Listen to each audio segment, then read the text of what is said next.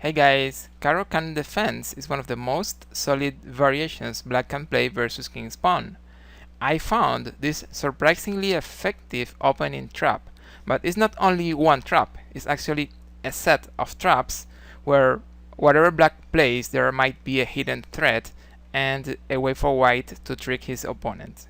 So let's get into it. Let's crush Caro-Kann with opening traps. So after e4, c6, we are not going to play main line here d4, we are going to play knight c3, which is also a very interesting and theoretical variation.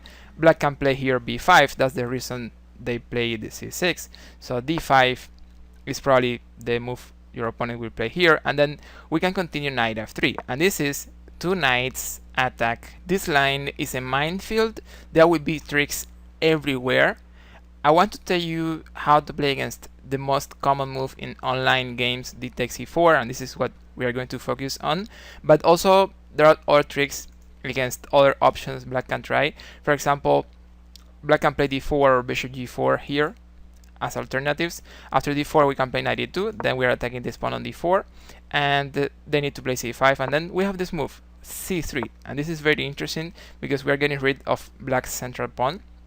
And the trick here is that if they play d3, getting a lot of space, that's actually a mistake. Black is losing that pawn here. We can play knight f4, and we are getting the pawn. c4 is not really working because we can play queen a4 here, and then instead of one pawn, black is going to lose the two pawns.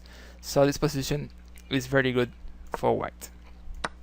The other option instead of d4 is going to be bishop g4, but here we also have some tricky ideas. We can play h3, and when the bishop goes back to h5, we have this option: e takes d5, c takes d5, and then we give a check on b5. Black will need to play knight c6, and at this point we will play g4, bishop g6, and the tricky move here is h4 because there are some ideas with h5, and if black plays here h6, which is not the best but is the most common move in online games. Actually the best move here is e6, and then we play d4, and this is slightly better for white. It's a very good and normal mid game, but actually most players like here h6, which usually makes a lot of sense to clear h7 for the bishop, but this time is not really strong. Also the bishop has e4 available this time, so they don't need to play it.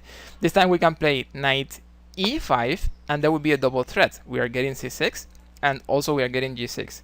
And also I want to highlight this idea here of capturing g6 because it's stronger and better than it seems. For example, black can play here rook c8, defending the knight on c6, and then we can capture, and then we can play d4.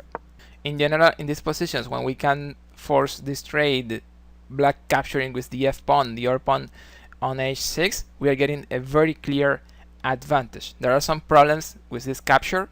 First of all, black is moving pawns from the center towards the edge. Secondly, they are creating a weakness here on g6. It's very easy to attack that weakness over the diagonal. Also, there will be a weakness on the e file. This pawn is a backward pawn. But it's not only about the pawn, it's also about the squares, e6, e5. They are also weaknesses. Besides, we will have the two bishops as we traded a knight for a bishop here. So this position usually is at least clearly better for white. On the other line, when we play two knights attack, it's going to be d takes e4. It's actually the most played in online games. Here, of course, we recapture knight takes e4, and the tricky line is when black plays bishop f5. Actually, the main line for black, and probably the best option, is knight f6. And if you feel in the mood to continue playing for tricks and those things, you can try queen e2 here. This is very interesting. You're putting the queen on the same line as the king. You are taking that knight on f6, forcing a recapture with g, and creating some problems in the structure.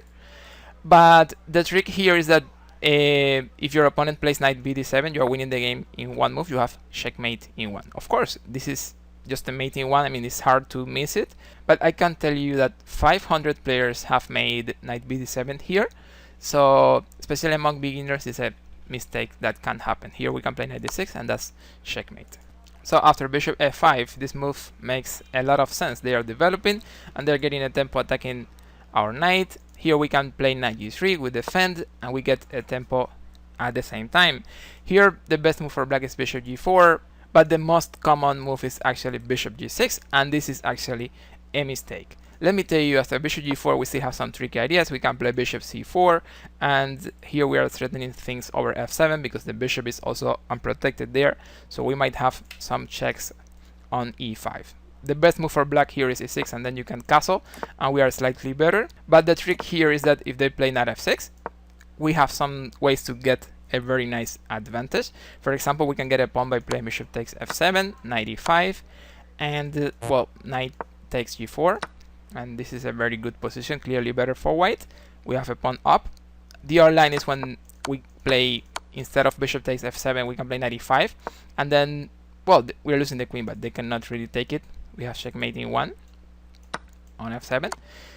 But a defensive move here is bishop e6. However, we can just trade here and just castle, and even when this time we don't have material up, we have a decisive advantage because these pawns are doubled and isolated pawns. There's a half open file here. We have a knight on the outpost on e5. We are playing d4, and black has problems with development. However, after knight g3, most players like bishop g6, and this time we will continue with h4.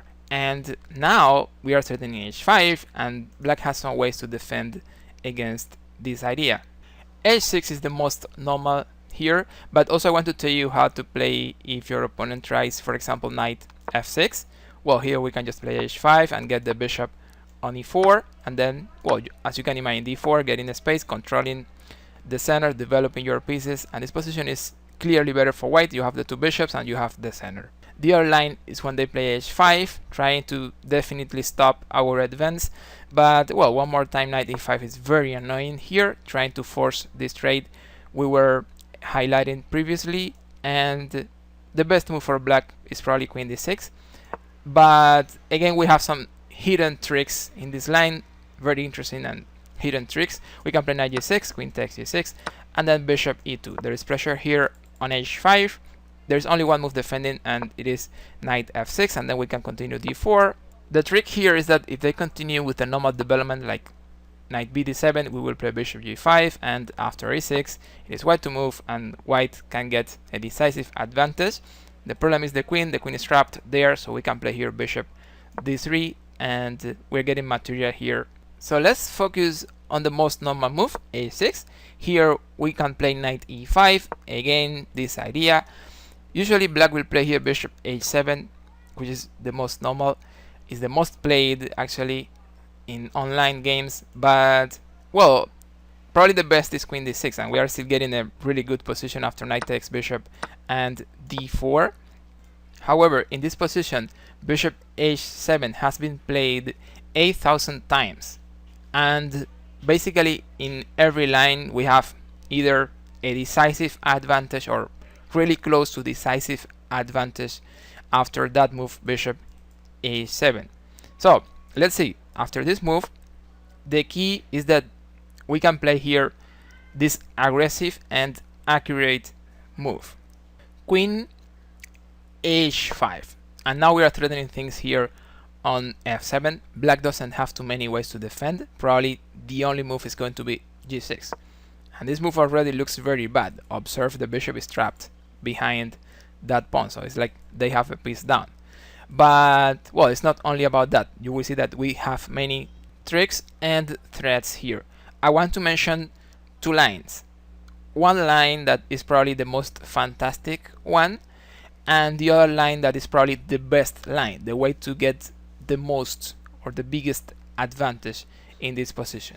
So the most fantastic line here is when we don't move the queen, we just play here bishop c4, and then we're threatening bishop takes f7, so they cannot take the queen because of that.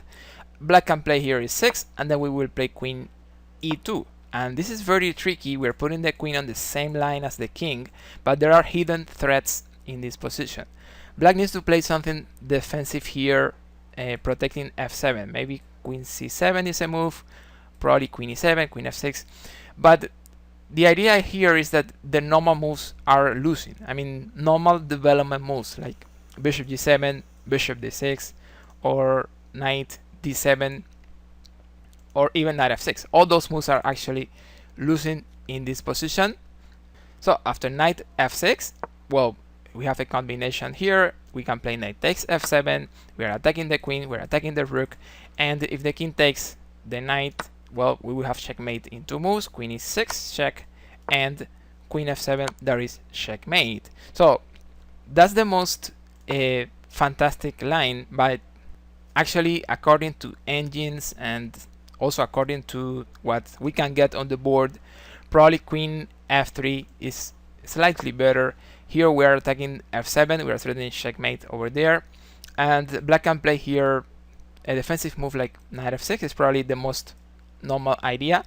But also I want to highlight 2 lines when they play queen d5, also defending, or when they play f6. When they play queen d5, well, it's an easy win. We can just trade and play bishop e5 check, and now if the king moves, we get f7 and we get the rook, and well, if the knight blocks, again we're getting material. So like we just take and we take, and then we're getting the rook on a8. The other line is when black plays f6 here, and this time you can just play knight c4 if you want, and you have a good and much better position. But also if you feel in the mood, you can continue playing very aggressively and probably increase your advantage by playing bishop c4. The idea here is that you're threatening checkmate here on f7, so black can take the knight, but here we have this sequence: queen check, king here, and then queen check. The king shouldn't go here because I think we're getting at least 1 rook over there. And if the king comes back, well, you will play knight e4, and then this position is winning. Observe black is in succession here. They cannot develop the bishop because you have check and you get the bishop. They cannot move the queen because you have check and you get the other bishop on f8. And also they cannot, for example, develop the knight because you have knight d6 with checkmate, and they cannot move the other knight, again you're taking. So they are like in succession here. They don't have too many options. One threat here is knight c5 controlling the 7th, followed by queen f7. Black could try here knight a6 maybe. This is an idea, but well, the key in these positions is that you can play rook a3, and then you have another piece in the attack, and this piece is going to d3 or f3 in some lines. And well, as I said, the attack is decisive. I'm just going to show you one line, knight b4 controlling d3, so the rook cannot go there. Well, we can play rook f3 then. They can get our rook. Okay, well, we can play king d1, and after knight takes rook, white to move, checkmate in 2. I will say it. Here we can play rook takes f8 and queen f7. So as you can see in this line after f6, bishop c4 is actually winning. We need to find some moves, but it's very strong. Let's see how to play against the most normal move, knight f6. Here the key is that we can play queen b3 with a double attack on b7 and f7 at the same time. Black can try here queen d5, is defending f7 but also is attacking our knight. However, b7 is not only 1 pawn, b7 is also 1 rook. So we just take b7, and after queen takes knight is check, but this is fine. We can just block and develop. The bishop is also protected by the knight, so we are totally fine here, and we are getting the rook. And it's not only the rook, I mean there is also another threat. For example, if they continue with the normal development, here we have checkmate in 1, queen c8 is winning the game immediately. So they should try maybe e6, and then of course we can take the rook directly, that's fine, but probably this is even better, d4, just to make sure that all our pieces are playing very soon. And well, after queen takes d4, now we can take the rook, and this position is decisive advantage for white. We have the exchange up, this bishop is not playing, the king is still in the center, there are threats over here, we are playing bishop e3, we are castling, so there's nothing wrong here, this is perfect. If you guys have any question, let me know in the comments. If you want to learn 5 effective opening traps to crush Sicilian defense, check out this interesting video. I'm sure you will enjoy it and it will help you a lot. Thank you guys, like, subscribe, see you on the next.